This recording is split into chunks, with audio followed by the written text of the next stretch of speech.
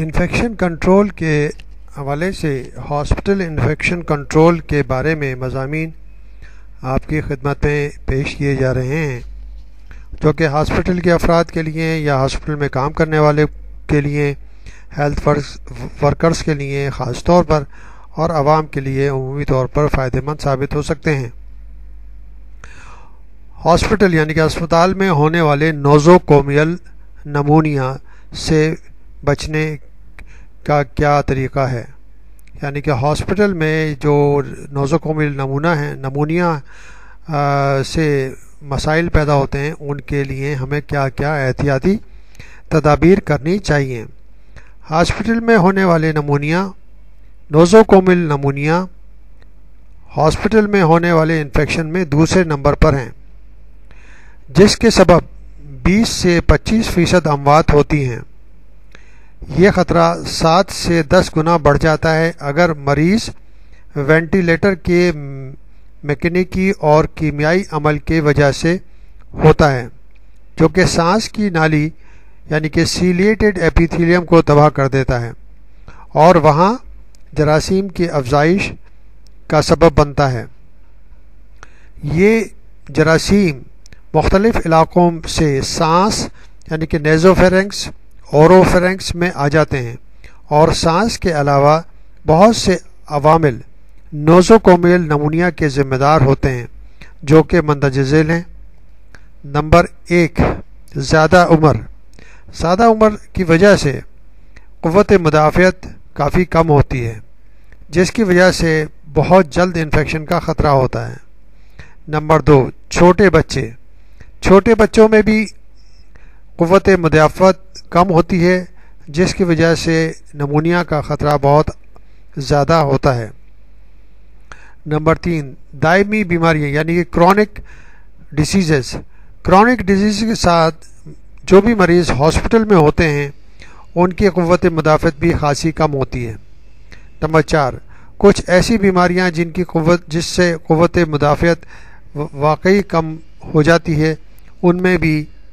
نوزوکومیل pneumonia کے chances بڑھ جاتے ہیں۔ نمبر 5، سانس اور دل کی بیماری، اگر یہ بیماری ساتھ میں ہے تو بھی یعنی کہ نوزوکومیل نمونیا کے ہونے کے چانسز بڑھ جاتے ہیں۔ نمبر 6، قوت مدافعت کم کرنے والی دوائیں، ایسی دوائیں جو کہ جسمانی قوت مدافعت یعنی کہ جراثیموں سے لڑنے کی طاقت کو کم کر دیتی ہیں، ان میں بھی نمونیا کے چانسز بڑھ جاتے ہیں۔ نمبر 7، قوت مدافعت کمی شیوں کی وجہ سے، یعنی کہ کچھ ایسے پروٹینز یا ایسی چیزیں جسم میں ہوتی ہیں، خون میں شامل ہیں، جو کہ اگر کم ہو جائیں تو قوت مدافعت کم ہو جاتی ہے، اس کی وجہ سے بھی نمونیا کے چانسز بڑھ جاتے ہیں۔ نمبر 8، میکینیکی وینٹیلیٹرز یعنی کہ وینٹیلیٹر پہ اگر مریض ہے تو اس کا نمونیا کا خطرہ 7 سے 10 گنا بڑھ جاتا ہے نارمل مریضوں کے مقابلے میں۔ نمبر 2، شدید زخمی حالت کے اندر، اگر مریض شدید زخمی حالت میں ہے تو اس میں بھی چانسز بہت زیادہ بڑھ جاتے ہیں نوزوکومیل نمونیا کے۔ نمبر 10، پیٹ کے اوپری حصے اور سینے کی سرجری،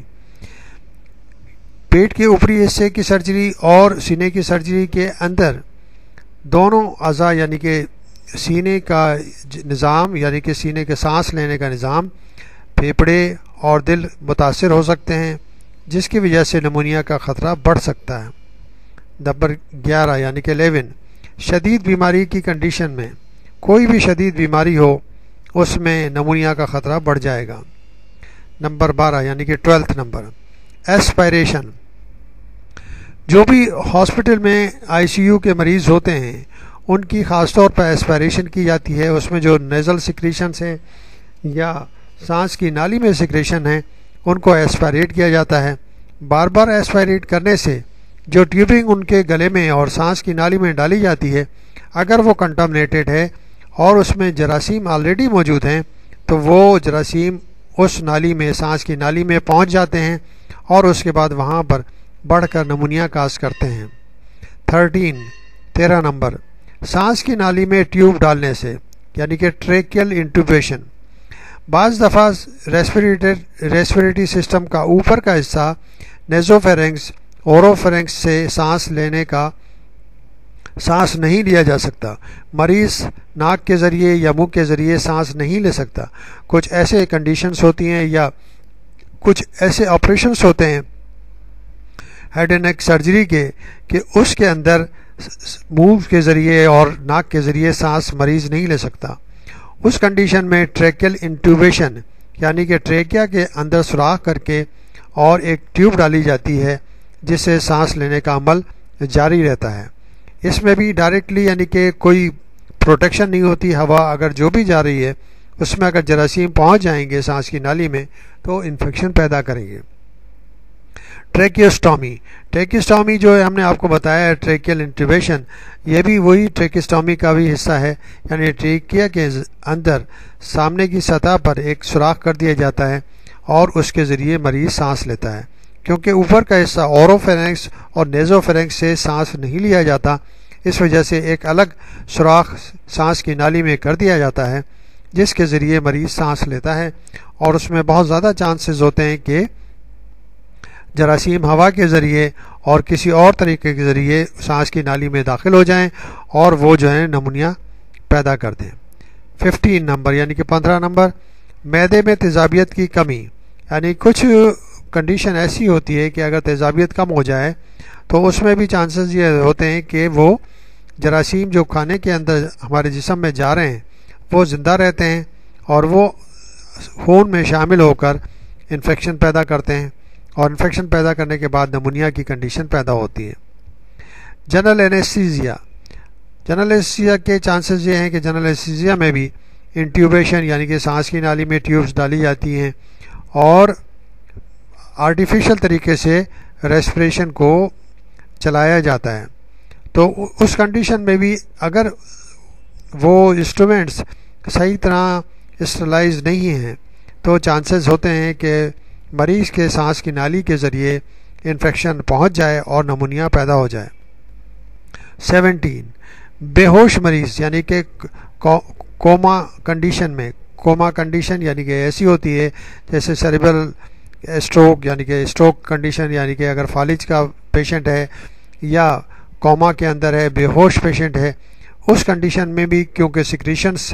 سانس کی نالی سے اور منہ سے خارج نہیں ہو سکتے اور جو جراثیم منہ میں ہیں اور نوز میں ہیں وہ جراثیم سانس کی نالی میں جا کر نمونیا پیدا کر سکتے ہیں.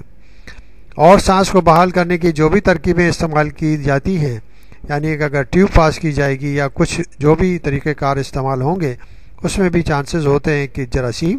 سانس کے ذریعے کی نالی میں پہنچ جائیں اور پھیپھڑوں تک پہنچ کر نمونیا پیدا کر دیں. نیند کی دوائیں یعنی کہ سلیپنگ یا سونے کی دوائیں، بعض دفعہ مریض کو نیند نہیں آتی اور مسلسل نیند کی دوائیں دی جاتی ہیں، یہ بھی سبب بنتا ہے نمونیا پیدا کرنے کا. 19 نمبر نیورو مسکولر بیماری. کچھ بیماریاں ایسی ہوتی ہیں جو اعصابی نظام اور مسلس پر اثر کرتی ہیں، ان بیماریوں میں بھی نمونیا کے خطرات بڑھ جاتے ہیں. نمبر 20 یعنی کہ 20 نمبر زیادہ تمباکو نوشی. جو لوگ زیادہ تمباکو نوشی کرتے ہیں، اسموکنگ کرتے ہیں، ان کے پھیپھڑے آلریڈی پہلے ہی کمزور ہوتے ہیں، اور اگر کوئی مرض ان کو ہے اور وہ ICU میں پہنچ جائیں یا کسی کنڈیشن میں پہنچ جائیں ایسی کہ جہاں پر ان کو انٹینسیو کیئر میں رکھا جائے تو ان میں بھی بہت زیادہ چانسز ہوتے ہیں کہ وہ نمونیا کا شکار ہو جائیں. 21 یعنی 21 نمبر نیزوگیسٹرک ٹیوب کا بھی وہی مسئلہ ہے جو کہ اور ٹیوبنگز کا مسئلہ ہے کہ اس کے ذریعے سانس کو بحال کرنے کی کوشش کی جاتی ہے، اور اس کے ذریعے نیزوگیسٹرک ٹیوب جو ہے رائلز ٹیوب جسے کہتے ہیں اس کو کھانے کا نظام کو بحال کرنے کی کوشش کی جاتی ہے، جس کے ذریعے ٹیوب کے ذریعے کھانا دیا جاتا ہے مریض کو. اگر یہ مسلسل سانس کھانے کی نالی میں پڑا رہے گا جو ناک سے پاس کیا جاتا ہے تو مریض ایک ڈسکمفرٹیبل بھی ہوگا، اور جو ٹیوب اگر اچھی طرح اسٹرلائز نہیں ہے تو وہ انفیکشن کا کاز بنے گی. ہاسپٹل میں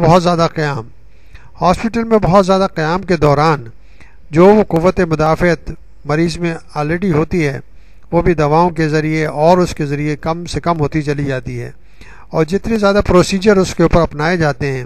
وہ بھی اس کی قوت مدافعت کو کم کر دیتے ہیں۔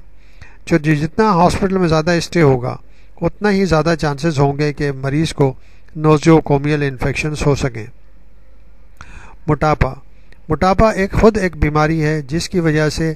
مریض جو ہے ڈائبٹیز یا دل کی بیماریوں کا مریض ہوتا ہے،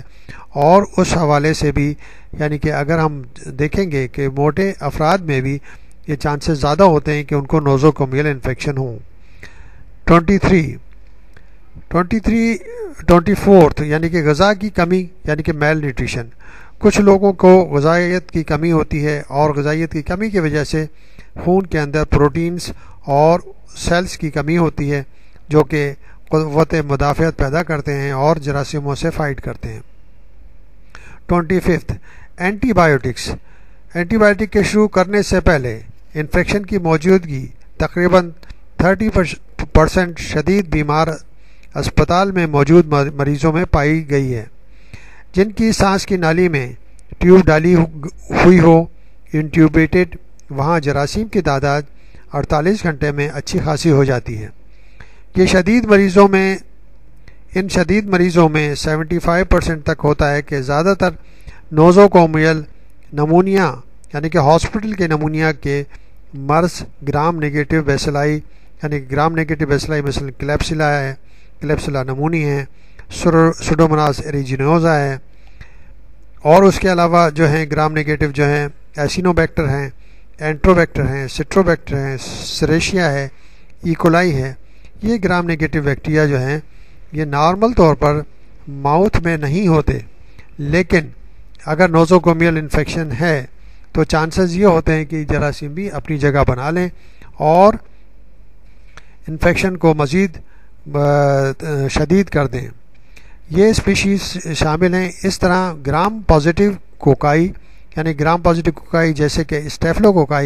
اسٹیفلوکوکس نمونی جو کہ جراحی کے انفیکشنز اور نمونیا کرتی ہیں ان لوگوں میں جن میں پہلے سے سانس کی نالی کی بیماری ہو، جیسے لیجینیلا سانس کی نالی کی بیماری ہے جو کہ ایئر کنڈیشننگ اور پانی کے ارسال سے پیدا ہوتی ہے، خاص طور پر ان مریضوں میں جن میں قوت مدافعت کم ہو جاتی ہے۔ دوسرے مریض مختلف وائرسوں اور فنجائی کے ہوتے ہیں، جیسے نیموسسٹس کرینیائی نمونیا بھی ایڈز کے مریضوں میں ہوتا ہے۔ اسی طرح ٹی بی کا نمونہ بھی ہو سکتا ہے۔ وائرس انفیکشن اور نوزوکومیل نمونیا سے بچاؤ کے طریقے: prevention of cross infection and nosocomial pneumonia مندرجہ ذیل طریقے سے اپنا کر ہم نوزوکومیل نمونیا اور کراس انفیکشن سے اسپتال میں داخل مریضوں کو بچا سکتے ہیں۔ یہ جو طریقے ہیں ان کی تفصیل ہم اگلے مضمون میں آپ کو بتائیں گے تاکہ آپ کو ڈیٹیل میں معلوم ہو سکے کہ ہم کیا کیا کر سکتے ہیں اس نمونیا سے بچنے کے لیے۔